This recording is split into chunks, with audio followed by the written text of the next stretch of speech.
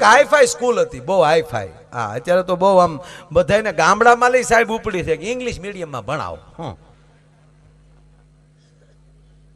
હમણાં મેં આમ તો કીધું ન્યાય, જો તમારે ભલે ઇંગ્લિશ મીડિયમની સ્કૂલોના લાયસન્સ ભલે આપો, પણ એને કયો પાઠ્યપુસ્તક અંગ્રેજીની વાર્તાઓ આઈની શિવાજીની ને એવી કરે. અમારે ધીશીસની નથી સાંભળવી. ધીસસ કે ધીશીસ કે હું કે. હા, એક છોકરાને સાહેબે પૂછ્યું, બોલ બેટા સત્ય કોને કહેવાય ભ્રમ કોને કહેવાય?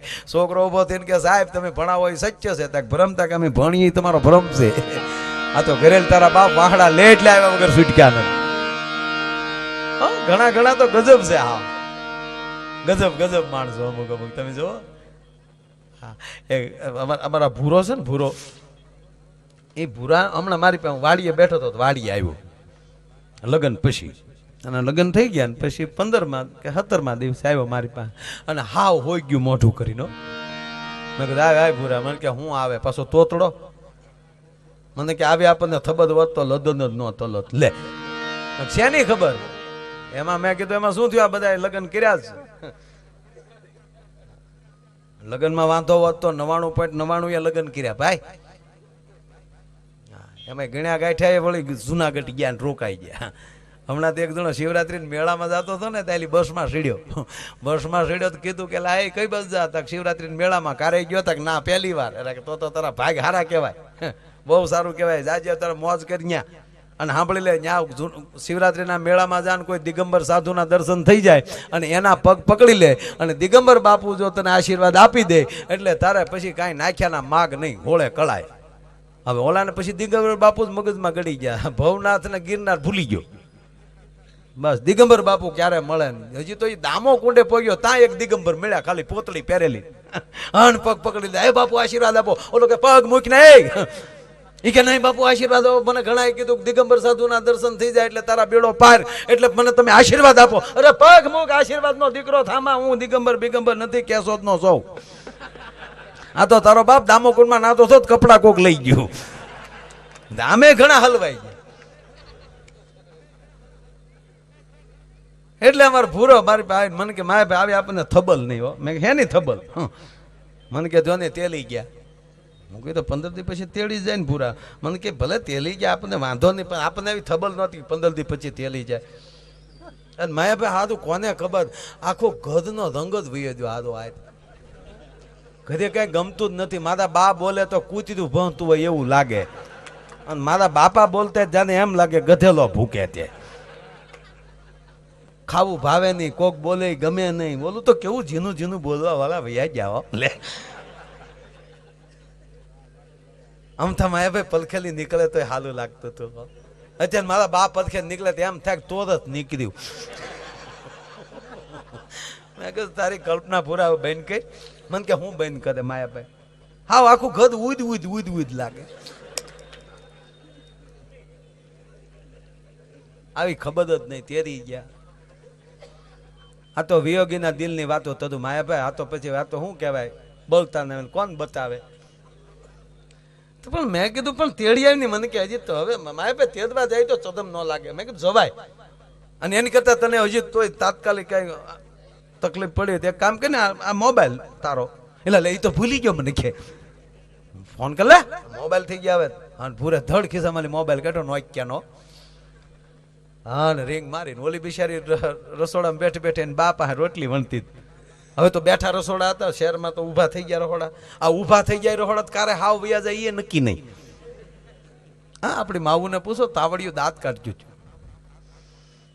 તાવડી દાંત કાઢતી ત્યારે માવો રોટલા ઘડવામાં એને મોજ આવતી હતી. નક્કી મારગડે કોઈક મહેમાન આવતું હશે, આજ મારી તાવડી દાંત કાઢે. અને એમાં ગેસના ચૂલા થતા તાવડીયું મૂંગીના પેટનું થઈ ગયું. હાવ દાંત હું કાઢે? ઈ ન દાંત કાઢજો, એમાં તાવડી ચાલી દાંત કાઢે. એક ભાઈ ઘરે ફોન કર્યો, 5 મહેમાનને લઈને આવું છું, રસોઈ તૈયાર રાખજો. તો હામેલી ઝીણા અવાજમાં જવાબ આવ્યો, એ સુવિધા આપકે ટેલિફોન में उपलब्ध नहीं है. લે લઈ જા લે.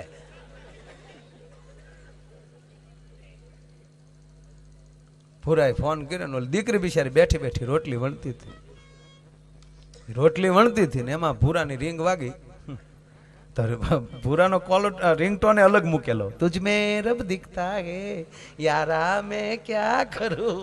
ગોલો પુતાની હોલ્ડરમાં આંગળી ભરાવી ગયો. જેવી રીંગ વાગે એટલે ધડ દીને ઓયડે લીધો મોબાઈલ, રોટલી વણવાનું ચાલુ, બાજુમાં બા. મોમ મોમ છે કે બોમ્બ છે નક્કી ન કરી હવે ભૂરો હું બોલતો મારે તમને ન કહેવાય પણ કહી દઉં, તમે ક્યાં કોક છો. ભૂરાય ચાલુ કે હાલો ભૂરી હું બોલું તું. ભૂરી કે એ તો રીંગ વાગે એટલે ખબર પડી ગઈ તમારો ફોન છે, બોલો ને. પણ હું બોલે ભૂરી 3 દી ત્યાં 3 દી એમ લાગે કે જાણે 3 વધા વ્યા જાય એવું લાગે ભૂરી. અને હવે આમ જો તમે 2 દીનું કહીને ગયા હતા, આ 3 દી ત્યાં ભૂરી વલતી બચવા ન આવો તો તમારી માના આમ છે. અને ભૂરી આમ જો તમારી વગરનું ગમતું જ નથી, બાની રોટલી તો ભાવતી જ નથી. રોટલી ખાવતા એમ લાગે કે જાણે હકતથી ખાતો અને ખીચડી ખાવતો એમ લાગે ગોધલાનો ગાભો ખાવતો. એટલે ભૂરી જો ગમતું જ નથી, માના આમ નથી ગમતો. ઓલી બિચારીને બા બાજુ બેઠેલા એને કઈ બોલાય નહીં એટલે એ ટૂંકું બોલી same to you. Same to you બા સાંભળી ગયા એટલે એને થયું નક્કી ભુરેશ કુમારનો ફોન લાગે, નકર દીકરી બા એટલે ઢીલા ન પડે. એટલે દીકરીને વાત કરવા દેવા હાટું માં બીજા ઓરડામાં વયા ગયા. બા જેવા બીજા ઓરડામાં ગયા હતા ત્યાં રોટલી ને પાટલી મન ફાવે ત્યાં ગયા. સીધો મોબાઈલ હાથમાં શરૂ કર્યો, હાલો એ તો મારા બા હતા, મારે થોડું બોલાય પણ આમ જો પૂરું મને ગમતું તમારા બાપના આમ બસ પૂરું અમને ગમતું જ ન હોય. આ તો પછી છે ને રિવાજ હોય એટલે આટો આવવું પડે પૂરું. હા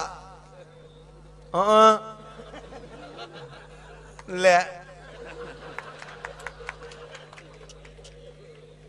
સાંભળો જ ખરા પણ લે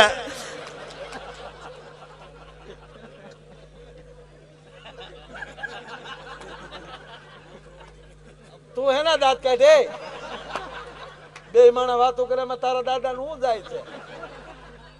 એ કોઈ નહીં, ઓલો ખેમરાજ આવ્યો હતો સાહ લેવા.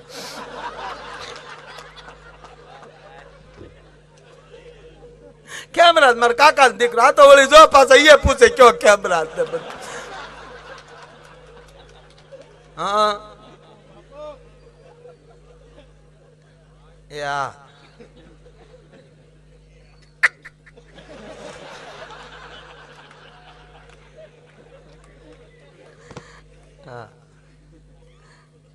એ તો માયક ના કડાકા બોલે.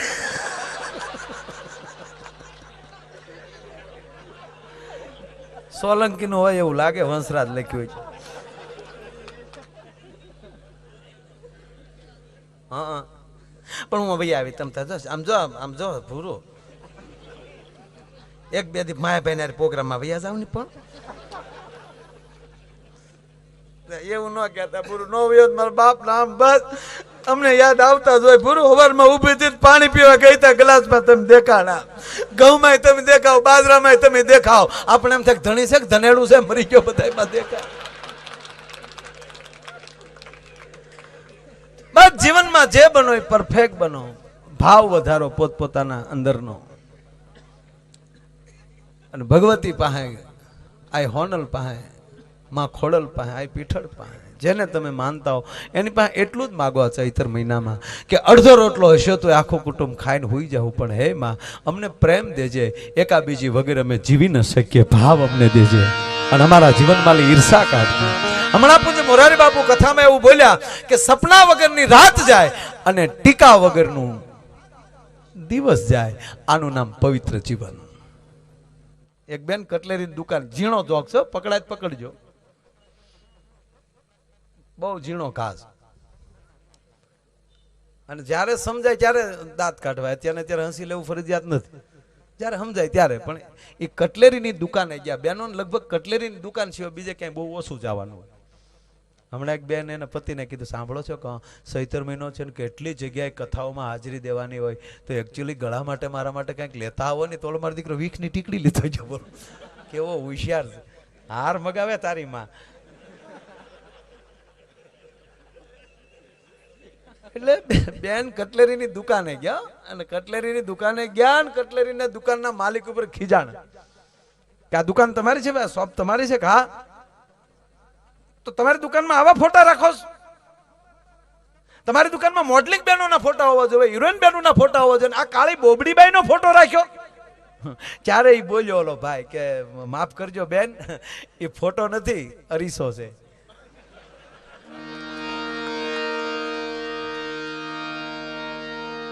ઘરે મોઢા જોવો છો કે ધોડ્યા જાવો એમ. અને ખરેખર માણસ પોતાનું દર્પણ જોઈ લે. મુખડા દેખ લે ભાઈ દર્પણ મેં. દુનિયા કરતા તો હું કઈ જગ્યાએ છું, મારે શું કરવું જોવે, હું કોનો દીકરો છું, મારે કોની ભેગું બેહાય, કેવું બોલાય, કેમ રેવાય, શું ખવાય, શું પીવાય. મઢડાઈ હોનબાઈ માં એમ કહેતા કે જેના મોઢામાં દુર્ગંધ આવે એનો હાથ કોઈ દી માં ન સાંભળે. અને ત્રીજી વાત કે આ બધી વ્યવસ્થા છે હો ભાઈ, એ કોઈ વસ્તુ ખરાબ નથી પાછી, એ તમને ડિક્લેર કે એનો અર્થ એ નથી કે હું પીવું છું એમ, પણ એ બધી વ્યવસ્થા છે. કોને પીવું એ જરૂરી છે. 20 રૂપિયાની દાડી કરીને આવતો હોય ને ઘરવાળીને મારીને એમ કે લાવ 50 રૂપિયા, એને માકડ મારવાની જ પીવાય. હા મને ખબર છે, લાખો રૂપિયા આપો તો કામ ન થાય. એ ઘણી વાર અમુક જણા એક બોટલમાં કરી દેતા હોય, સહી ફાઇલમાં.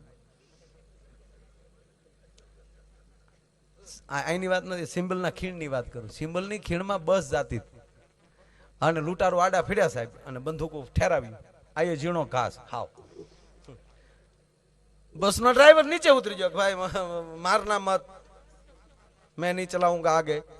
અને બંદૂકોના ભડાકા કર્યા અને 5-6 જણા બસમાં ગયા અને આખી બસમાં જેટલા પૈસા હતા માણસોના ખીચામાં એ બધા ભેગા કરી લીધા. ગણ્યા ત્યાં મૂળ 35,000 નીકળ્યા આખી બસમાં લઈ. આનો સરદાર હતો ગુંડાઓનો, લૂંટારૂનો. એને કીધું દઈ ગયો પોત પોતાના પાસ આય, નથી લૂંટવી બસ. અરે ઓલા કે એટલા તો એટલા, ના દઈ ગયો બધા પાસા. આવી હાવ લુખેશ બસ નીકળે, હાવ દઈ ગયો પોત પોતાના પાસા. ઓલા કે પણ જેટલા આવ્યા એટલા, ના ના નો લૂંટાય. ડ્રાઈવરને કે કહેજે કોઈ આગળ પૂછે તો લૂંટી નહીં. ઓલા કે પણ સાહેબ 35,000 તો 35,000, કે ગાંડા લાખ તો નક્કી કરેલા છે. 70 હું ઘરના ભરવા.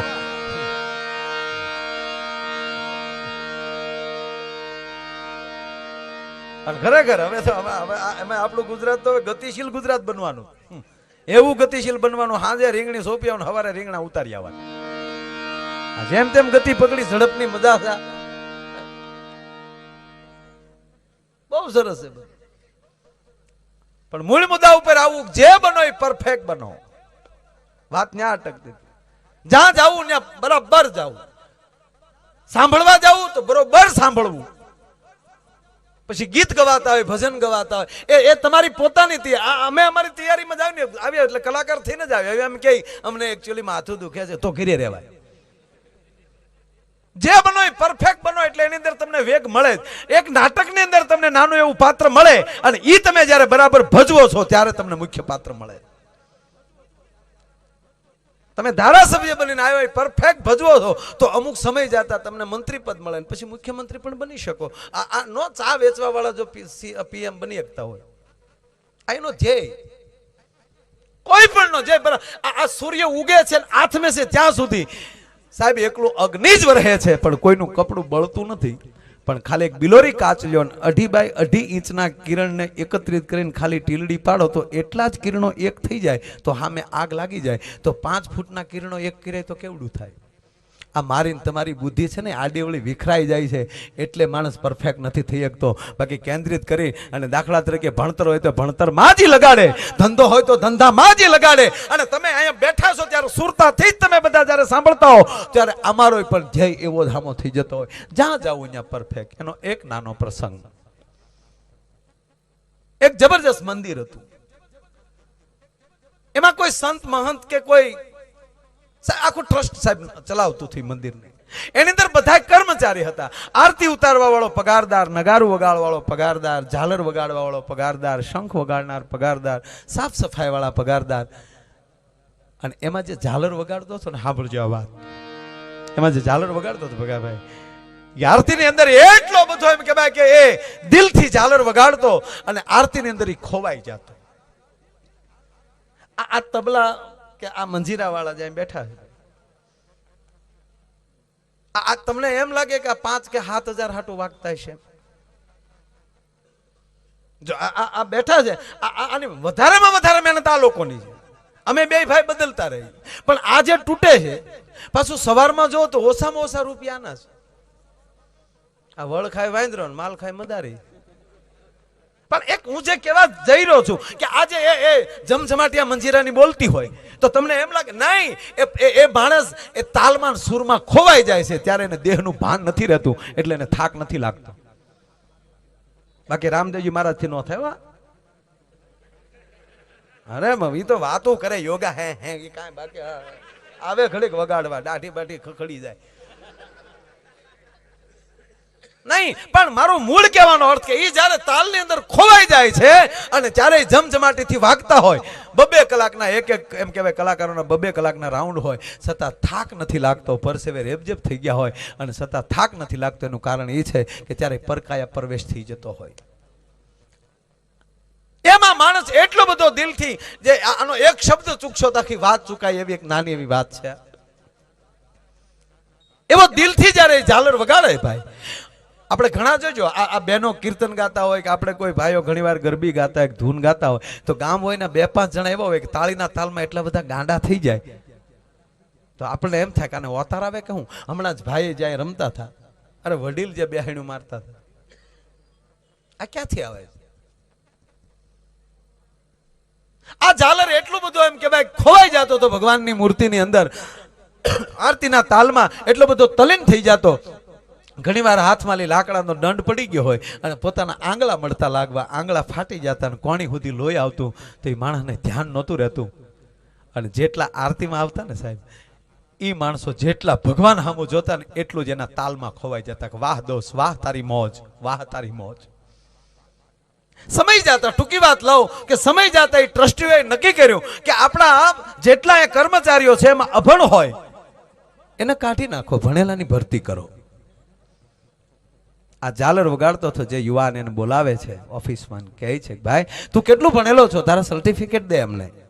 એ માણસ રોઈ પડ્યો, બાપા હું ગરીબ માણાનો દીકરો, નિશાળનું પગથિયું કોઈ દી ચડ્યો નથી, સ્કૂલે ગયો નથી, અભણ છું. ઓ અભણ છો? હા. તક તો આલે તારો અત્યાર સુધીનો પગાર ટ્રસ્ટે નક્કી કર્યું છે અભણને કાઢી નાખવાના છે, ભણેલાને ભરતીમાં લેવાના છે. આલે આ તારો પગાર, હવે કાલથી ન આવતો. અને ઓલા માણાની આંખમાં દડ દડ મળ્યા હું પડવા કે બાપા મારા ભણતર કરતા મારા ભાવ હામું તો જુઓ ક્યારે. સામેલી જવાબ આવ્યો, ભાઈ દયા ડાકણને ખાય, આમાં ન ચાલે. ટ્રસ્ટ નક્કી કર્યું આ માણસને કાઢી નાખ્યો. પણ જેટલા મંદિરમાં આવતા હતા ને આરતીને ટાણે, પણ આ માણસ વયો ગયો ને ત્યારે જાણે મંદિરમાં આભા હોઈ ગઈ હોય. આપણા વિસ્તારમાંથી એક માણસ વયો ગયો હોય ને તો એ વિસ્તારને આભા વહી જાય. આ માણસ મંદિરમાં વયો ગયો જાણે મૂર્તિમાં પ્રાણ વયા ગયા હોય એમ. અરે આપણા ઘરમાં જ આ ધૂળ ધોયું ફરાક પહેરીને દીકરી રમતી હોય, પણ એ દીકરીની આભા આપણા ઘરમાં કેટલી હતી ખબર ક્યારે પડે? એને વળાવીને પાછા પોતાના ઘરે આવો ને ત્યારે એનું ઘર તમને એમ કહેવાય ખાવા તોડતું હોય, ત્યારે ખબર પડે મારા ઘરની અંદર આભા મારા દીકરીની હતી. આ માણસ વયો ગયો, 1 દી થયો, 2 દી થયો. પેલા માણસો હતા એ વિચાર કરે કે કદાચ બહારગામ ગયો હશે, કદાચ બીમાર હશે. પણ 3જો દી થયો, ન રહેવાનું. 5 જણા આવા મિત્રો મળ્યા અને ટ્રસ્ટીઓને જઈને એટલું કહે છે ભાઈ ઓલો રોજ ઝાલર વગાડવા આવતો એ ભાઈ ક્યાં ગયો? તો કે એને કાઢી નાખ્યો ભાઈ, હવે નહીં આવે. ઓ કેમ? કે ટ્રસ્ટે નક્કી કર્યું હતું અભણ હોય એને કાઢી નાખવાના, ભણેલાની ભરતી કરવાની. તો આ માણસ અભણ હતો એટલે મેં કાઢી નાખ્યો છે. અચ્છા, એનું અમને સરનામું આપશો? હા સરનામું આપીએ. અમે સરનામું આપ્યું. ગરીબ માણસ હતો અને જે શેરીની અંદર કોઈ દી બકાલાની રેકડી ન ગઈ હોય ઈ શેરીની અંદર એમ કહેવાય 4 વ્હીલો આવી. ભગવાનની કૃપા થાય ને ત્યારે તમે ક્યાંય હુતા હશો ને ન્યાય કોકને પરમાત્મા મોકલી દે અને તમને પાર્ટનર બનાવી લે. સાહેબ આ ભગવાન એવો છે, દયાળુ છે.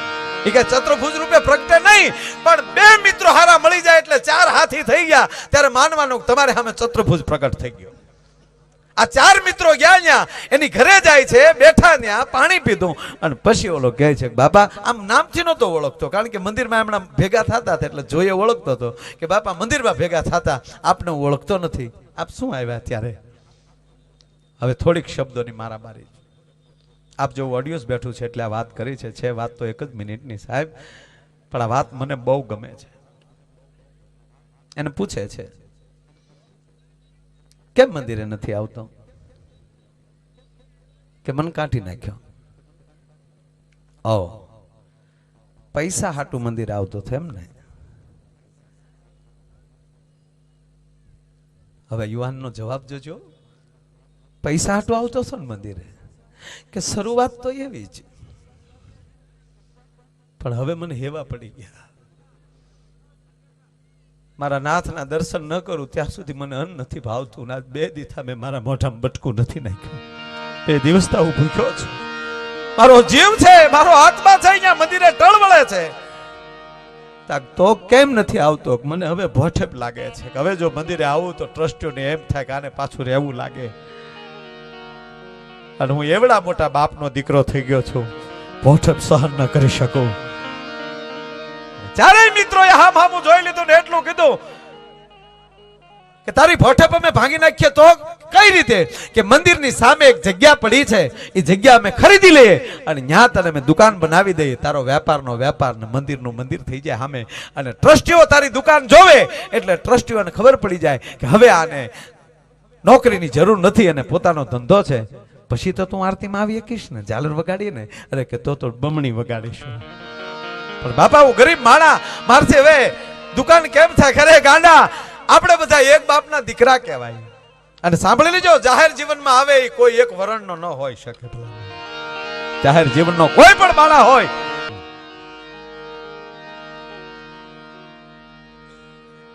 માઇક ને વાઇફ,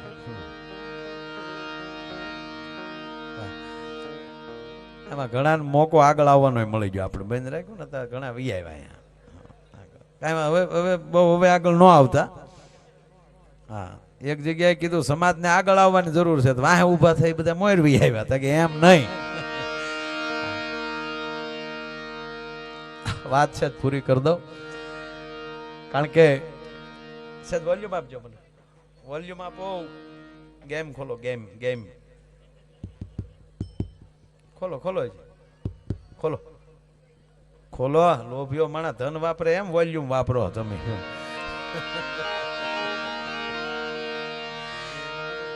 ભગાભાઈ ખરેખર ભૂખ્યા 10 દિવસ રહીએ કાંઈ, પણ ઉલટી થતી હોય ને એને તમે રોકી ન શકો ને એને રોકવા જાવ તો મૃત્યુ થાય. એમ અમુક પ્રસંગ ચાલતો હોય ને ત્યારે કાંઈ થાય એટલે કલાકારની દિશા મૃત્યુ જેવી થાય. આ તમને સત્ય કહું છું. ઠીક છે, અમે જોક્સ લેતા હોય કે નાના નાના ટુકડી કોઈ વાતો હાલતી, પણ જ્યારે વાતનું બંધારણ જ્યારે જામ્યું હોય અને ત્યારે પણ છેલ્લી વાત જટ પૂરી કરું. માણસને દુકાન કરી દીધી મંદિરની સામે, અને પછી તો ભાવ અને ભક્તિ બે ભેગા થયા. ટૂંકી વાત એટલી સાહેબ, પછી એક દુકાન માલી 2, 2 માલી 5, 5 માલી 7, અને એમ કરતા કરતા એમ કહેવાય કે આ 5 જણા એક કંપનીના માલિક બન્યા. ઇન્ડસ્ટ્રી નખાણી પોતે ચેરમેન બન્યો. ભાઈ ઝાલર વગાડતો થયો.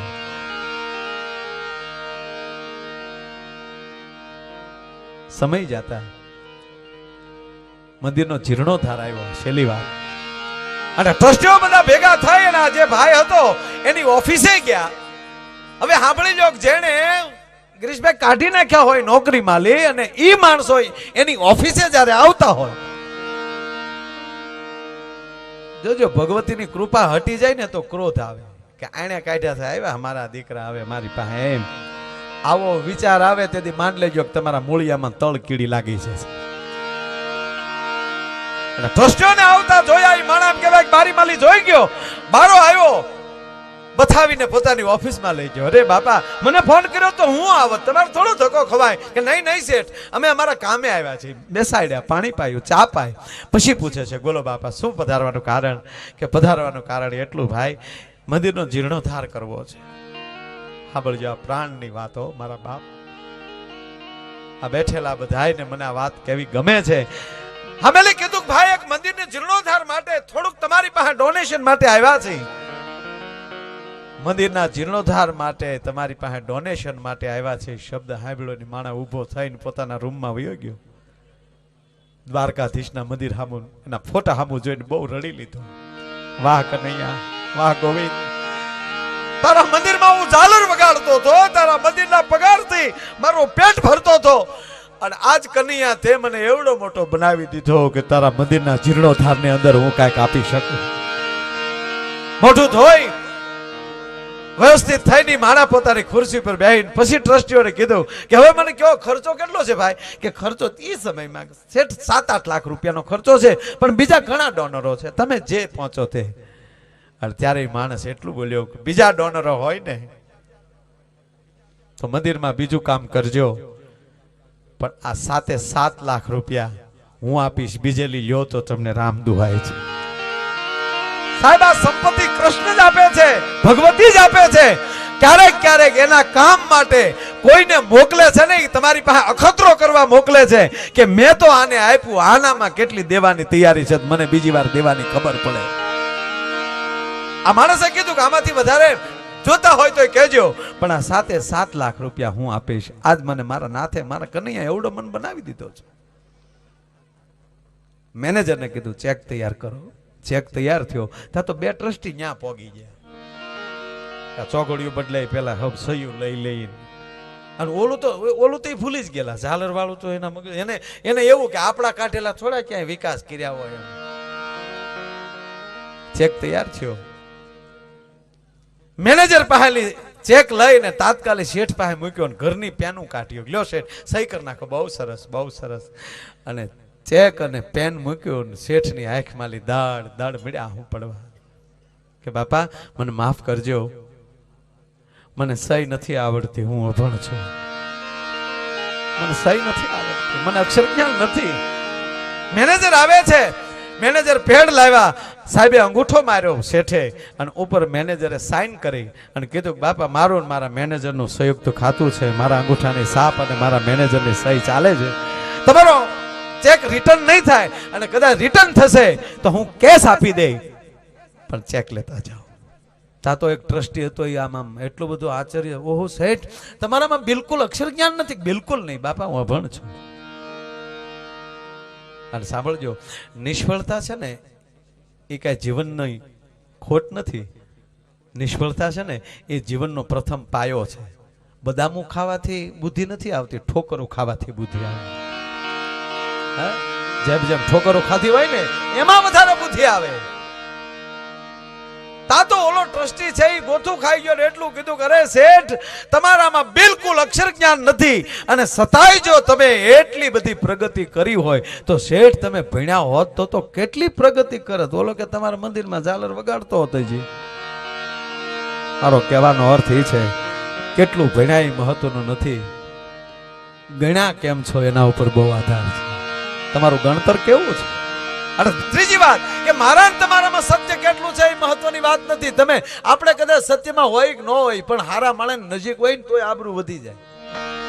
અમુક ને હારે નીકળો ને, અરે જો આ ધારાસભામાં સાહેબ જાતા હોય ને એને હારે આપણે હોય તો ત્યાંની સિક્યોરિટી તમારી પાસે તમારો આઈડી પ્રૂફ માગે, અને સાહેબ એમ કહી દે કે મારી હારે છે તો ન માગે. Okay sorry sir.